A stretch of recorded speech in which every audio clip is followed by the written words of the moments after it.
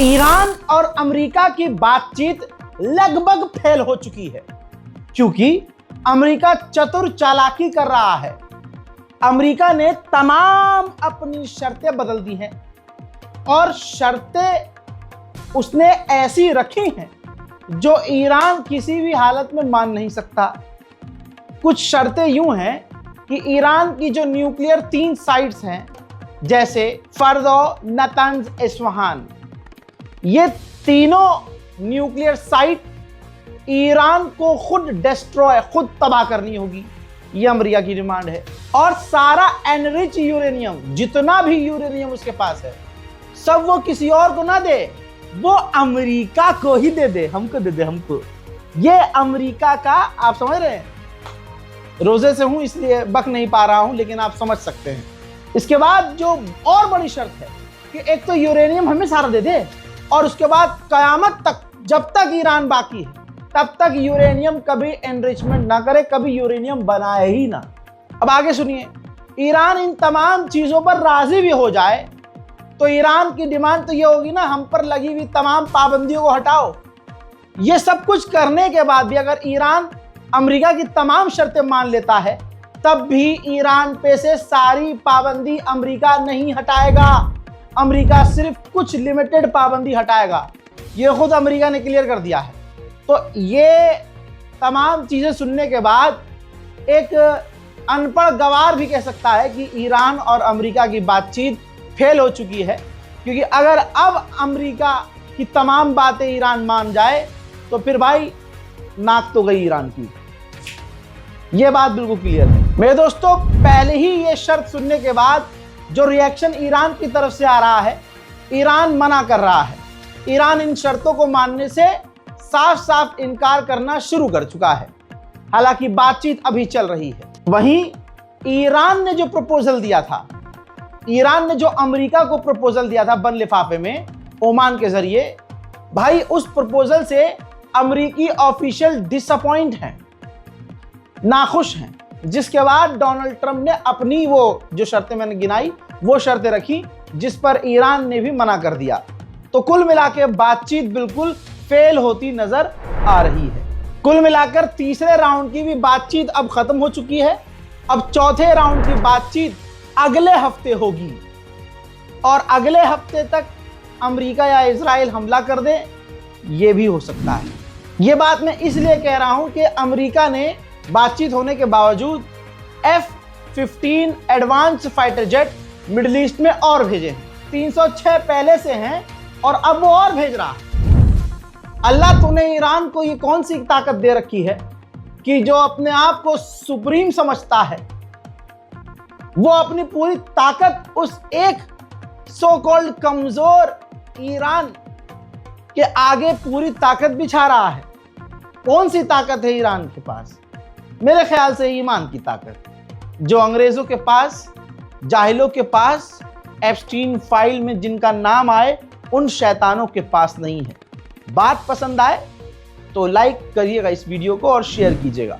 वहीं ईरान के बिल्कुल करीब, ये देख लीजिए, अमेरिका का अब्राहम लिंकन एयरक्राफ्ट कैरियर, जो काफी खतरनाक है, सबसे खतरनाक बताया जाता है, अपनी पूरी फौज की टुकड़ी के साथ ईरान से सिर्फ 767 किलोमीटर दूर है। सिर्फ 767, क्योंकि भाई तेजी से आगे बढ़ भी रहा है। जैसे जैसे समय बीत रहा है, ये ईरान के करीब बढ़ रहा है।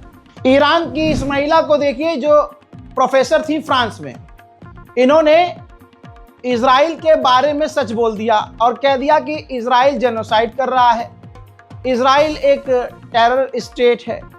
जो सच है वो बोल दिया। फ्रांस की गवर्नमेंट ने इनको गिरफ्तार किया, जेल में डाला, कार्रवाई करी और 4 साल की सजा सुना दी।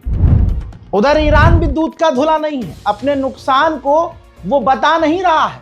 ये बड़ी अजीबोगरीब बात है, ये उनकी स्ट्रेटेजी होगी। लेकिन ईरान के आबदान में एक बार फिर से एक फैक्ट्री में आग लगी, जो आग ऐसी थी कि रात का अंधेरा हो गया, लेकिन ये आग नहीं बुझ पाई थी। कुछ मल्टीपल इमेजेस, वीडियोस हैं, मैं दिखा रहा हूं, देखिए।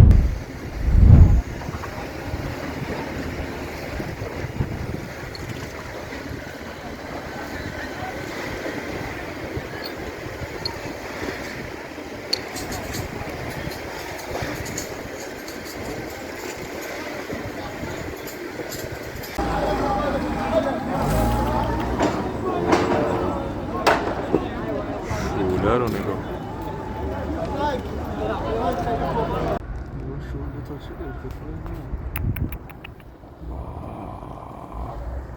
چه خبره؟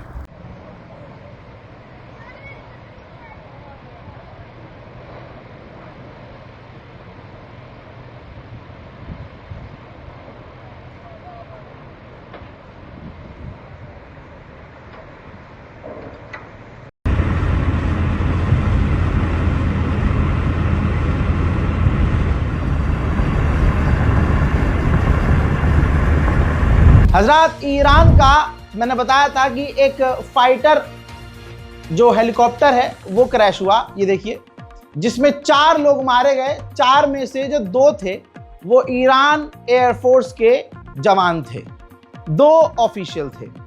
चारों की मौत हो गई। ये उनके अंतिम संस्कार की चंद तस्वीरें आपके सामने हैं।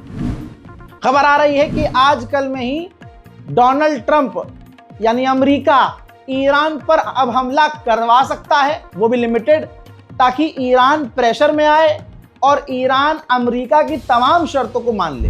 उधर मेरे दोस्तों दूसरा अमेरिका का एयरक्राफ्ट कैरियर मेडिटेरियन सी में पहुंच चुका है और तेजी से इजराइल की तरफ आगे बढ़ रहा है। उधर अमेरिका के डियागो गार्सिया ये आइलैंड अभी कंट्रोल में है ब्रिटेन के, और ब्रिटेन ने यहां पर अमेरिका को अपना एयरबेस दिया हुआ है, जहां पर सैटेलाइट इमेज से आप देख सकते हैं कि इस डियागो गार्सिया पर अमेरिका के दर्जनों फाइटर जेट और टैंकर तैनात हैं।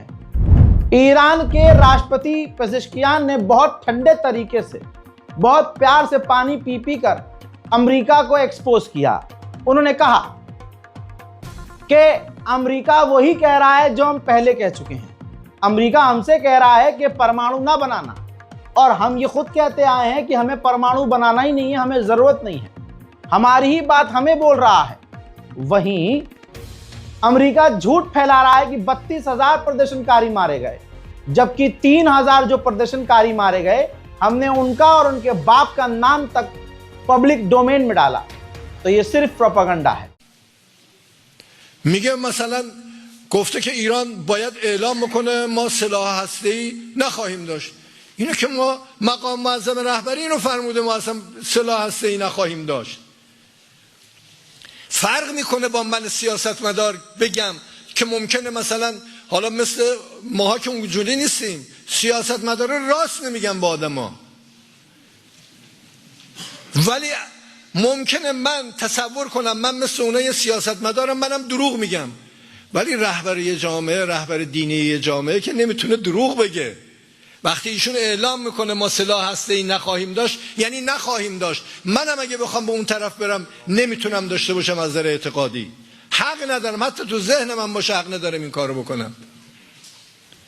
بعد اینا میگه اعلام نکردن که ما به اصطلاح نمیخوایم سلاح هسته‌ای داشته باشیم. ईरान का अभी तक अमेरिका कुछ उखाड़ नहीं पा रहा है। बौखलाहट में उसने आज फिर से 24 घंटे के बाद दोबारा ईरान पर नई पाबंदियां लगाई हैं, और ईरान के साथ साथ रशिया पर भी पाबंदियां अमेरिका ने लगाई। अच्छा, इजराइल का मानना क्या है? इजराइल का मानना यह है कि दोनों के बीच, ईरान और अमेरिका के बीच गैप बहुत ज्यादा है। वो कुछ और कह रहा है, ये कुछ और कह रहे हैं, बात बन नहीं रही। तो डोनाल्ड ट्रंप के पास अब सिर्फ एक आखिरी रास्ता है कि वो ईरान पर हमला कर दें, ऐसा नेतन्याहू की सरकार का कहना है। हजरत, इजराइल की हवा कितनी टाइट है सिर्फ एक सैटेलाइट इमेज से समझ लीजिए। भाई, ये एक सैटेलाइट इमेज है जो इजराइल का औदा एयरबेस है, जहां पर अमेरिका के F-22 स्टिल्थ जेट, अमेरिका का अब तक का सबसे खतरनाक, वो भी स्टिल्थ। F-35 तो फिर भी रडार में आ जाता है, लेकिन F-22 रडार में नहीं आता है, पकड़ में नहीं आता है, नजर नहीं आता है। तो ये advance fighter jet F-22 stealth fighter jet Ovda air base में इजराइल में तैनात है, और वहीं उसी बेस पर इजराइल के एयर डिफेंस सिस्टम भी तैनात हैं, और अमेरिका के भी एयर डिफेंस सिस्टम तैनात नजर आ रहे हैं इन दोनों तस्वीरों में। अमेरिका के मेंबर ऑफ पार्लियामेंट और ऑफिशियल मांग ये कर रहे हैं कि अगर हमला करना है तो ईरान पर ऐसा हमला करो, ऐसा हमला कि ईरान की रिजीम एक हमले में चेंज हो जाए। उधर इजराइल ने तैयारी तेज कर दी है, अंडरग्राउंड शेल्टर वो खोल रहा है, रिपेयर कर रहा है, साउंड सिस्टम चेक कर रहा है, सायरन चेक कर रहा है और तमाम इमरजेंसी सेवाओं को वो टेस्ट कर रहा है। पूरी दुनिया में इस वक्त ईरान अकेला है, कोई भी ग्राउंड पर आकर साथ नहीं देगा, लेकिन जबानी तौर से दो देश साथ दे रहे हैं, चाइना और रशिया। दोनों ने मिलकर कहा है कि अमेरिका जिस तरह से ईरान को धमका रहा है यह सरासर गलत है। बातचीत के टेबल पर आकर बातचीत के जरिए मामलात को हल करना जरूरी है। अमेरिका के व्हाइट हाउस ने कल कहा कि ईरान परमाणु के करीब है, यूरेनियम बना रहा है, वो परमाणु बना सकता है, लेकिन अमेरिका के ही एक्सपर्ट ऑफिशियल वैज्ञानिकों ने कहा है कि यह झूठ है। ईरान की न्यूक्लियर फैसिलिटी पर जब अमेरिका ने हमला किया तभी से ईरान ने यूरेनियम एनरिचमेंट करना बंद कर दिया था। हजरात, ये एक प्रोपेगेंडा है। पिछले 30 साल से नेतन्याहू, जी हाँ यही नेतन्याहू, जब भी ईरान पर हमला करना होता है ये नेतन्याहू और अमेरिका मिलकर प्रोपेगेंडा चलाते हैं कि ईरान 7 दिन में परमाणु बना सकता है, ईरान 10 दिन में परमाणु बना सकता है, ईरान के पास खतरनाक हथियार हैं, ईरान के पास डेडली वेपन है, ईरान के पास केमिकल हथियार है।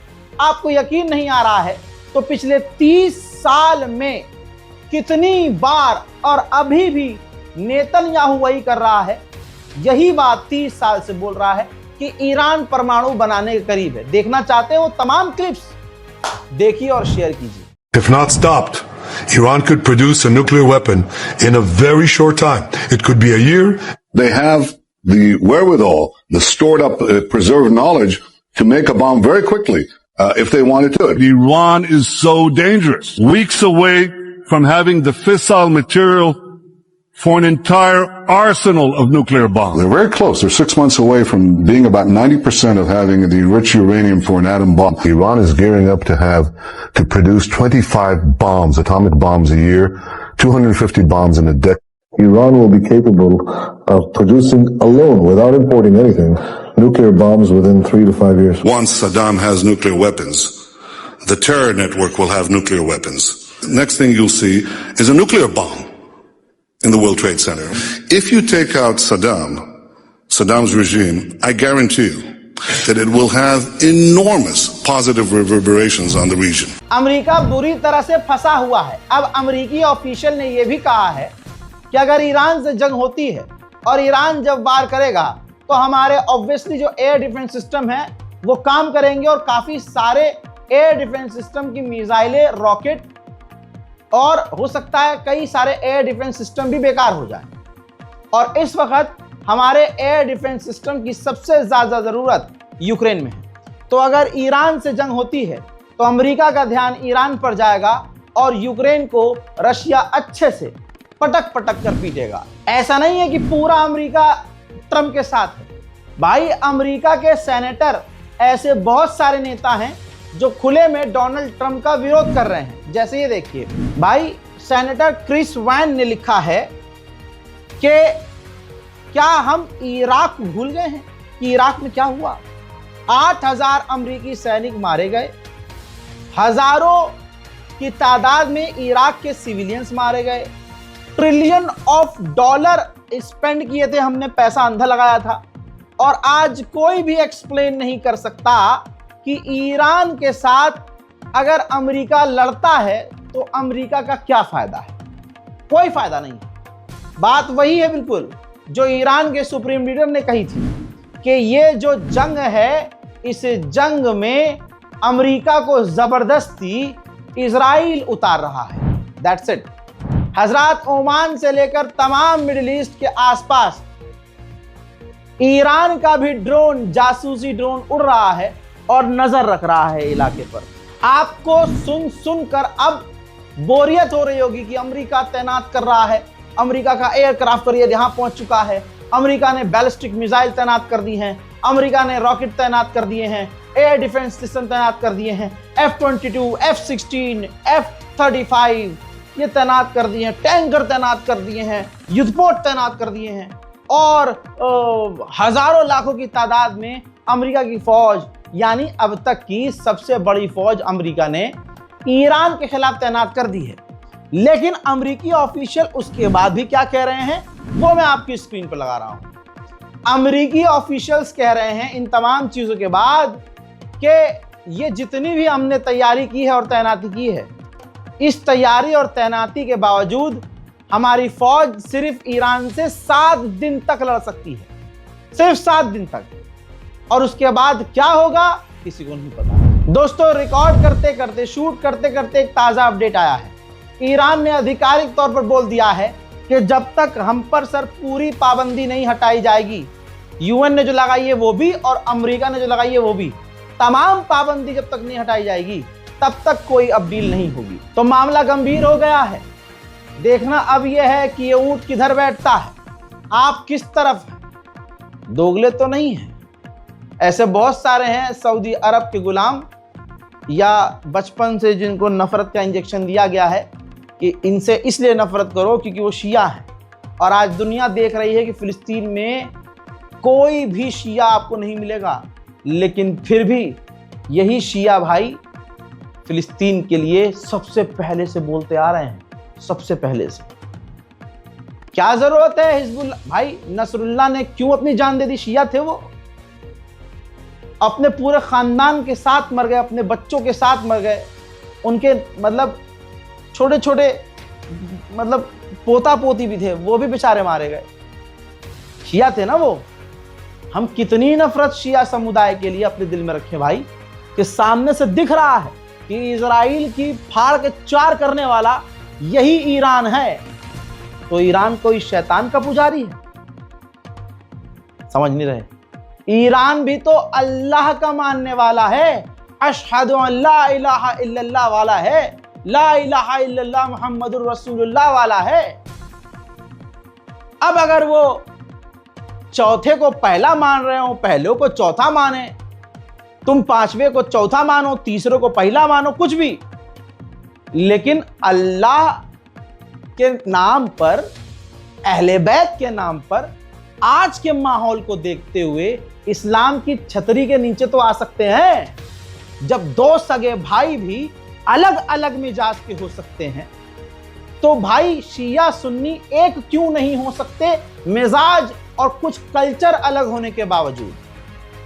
मानता हूं बहुत सारी चीजें विवादित हैं, टकराव बनाती हैं, लेकिन क्या अभी इस्लाम के हालात, इस्लाम के दुश्मनों की हरकतें देखकर क्या हम आपसी लड़ाई को किनारे रखकर शिया सुन्नी ये तमाम जितने फिरके हैं एक नहीं हो सकते? परवरदिगार के नाम पर, अल्लाह ताला के नाम पर हो सकते हैं, लेकिन अगर ऐसा हुआ तो कुछ मुल्ला लोगों की नौकरी चली जाएगी।